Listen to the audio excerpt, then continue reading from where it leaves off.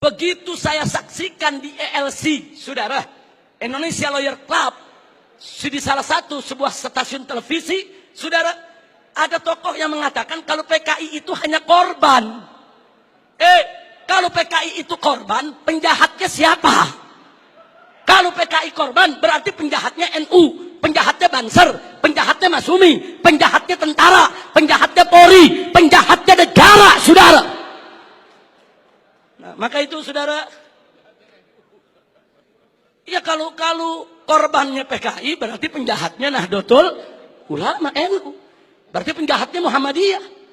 Enaknya saudara, umat Islam ini dianggap semua sebagai pelaku kejahatan. Ini kita tidak terima. Kepada yang bersangkutan, kalau ingin simpatik kepada PKI itu urusanmu.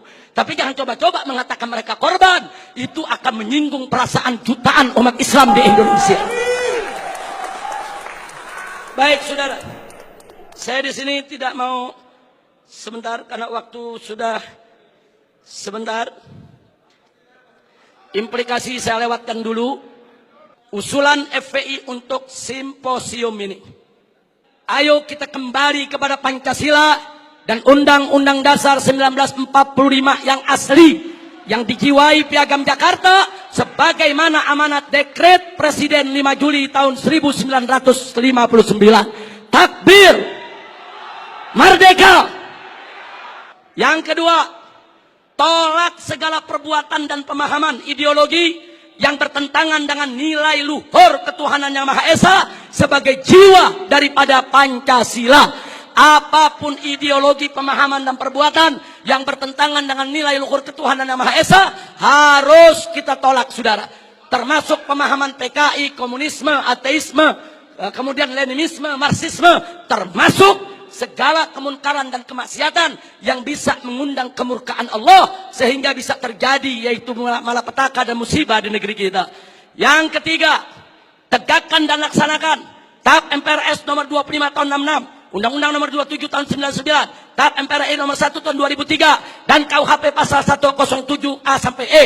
Karena itu kita suruhkan TNI dan Polri jangan pernah ragu. Anda semua punya payung hukum untuk menindak, menutup, membubarkan setiap kegiatan PKI di seluruh wilayah NKRI ini, saudara. Kemudian yang keempat, ada 5 poin, saudara. Tolak formalisasi rekonsiliasi dengan PKI. Saudara, saya punya cerita. Di tahun yang lalu, 16 Agustus tahun 2015, kami Ormas Islam itu melakukan long march yang diikuti oleh ratusan ribu umat Islam dari Senayan, Sudirman, Tamrin sampai ke Istana. Kenapa kami gelar itu parade tauhid, saudara, dengan ratusan ribu umat Islam? Karena kami dengar dari sumber yang sangat terpercaya bahwa Presiden, saudara, berencana untuk memasukkan, saudara, item permohonan maaf kepada PKI di dalam pidato kenegaraannya. Kita melakukan demo-demo kecil dan puncaknya yaitu tanggal 16 Agustus 2015, saudara.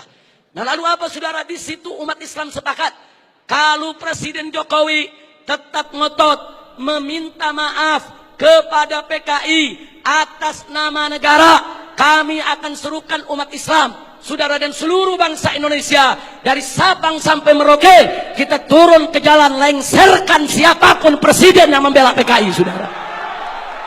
Takbir, merdeka.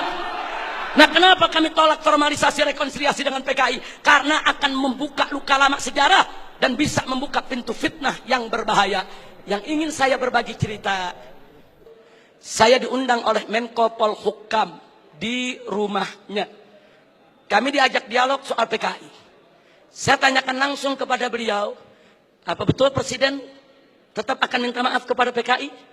Beliau saat itu memberikan jaminan, Habib, Presiden tidak akan minta maaf kepada PKI. Kalau sampai saya menyetujui itu, beliau tunjuk pengawalnya di sebelah Kopassus. Ini anak buah saya, Kopassus akan tembak kepala saya.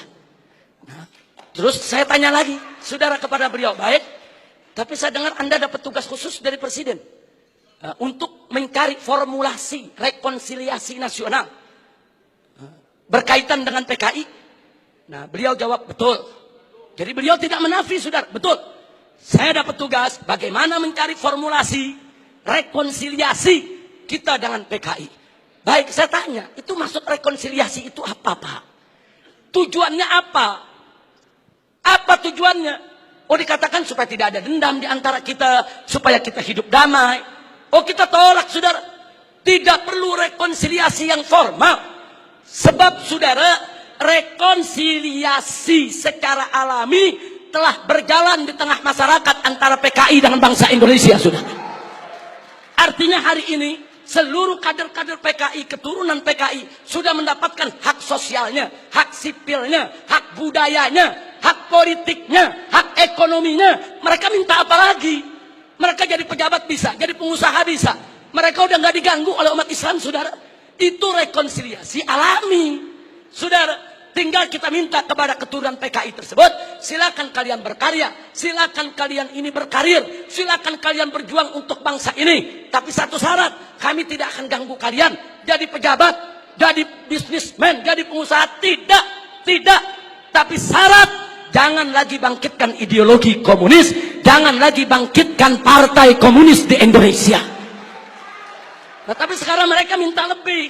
Mereka minta partai komunis dipulihkan kembali. Dan lebih kurangnya ajarnya lagi, saudara.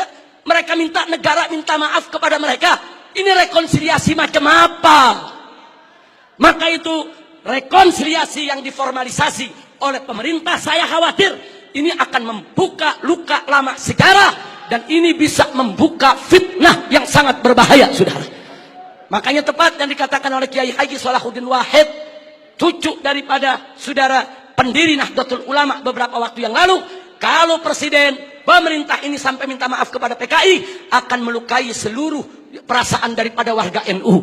Dan saudara, lebih telak lagi yang disampaikan oleh anggota Dewan Pertimbangan Presiden, yaitu Kiai Haji Hasim Muzadi. Beliau sampaikan langsung kepada Bapak Presiden, kalau Bapak minta maaf kepada PKI, bukan hanya NU yang terlukai, seluruh umat Islam bangsa ini akan terlukai.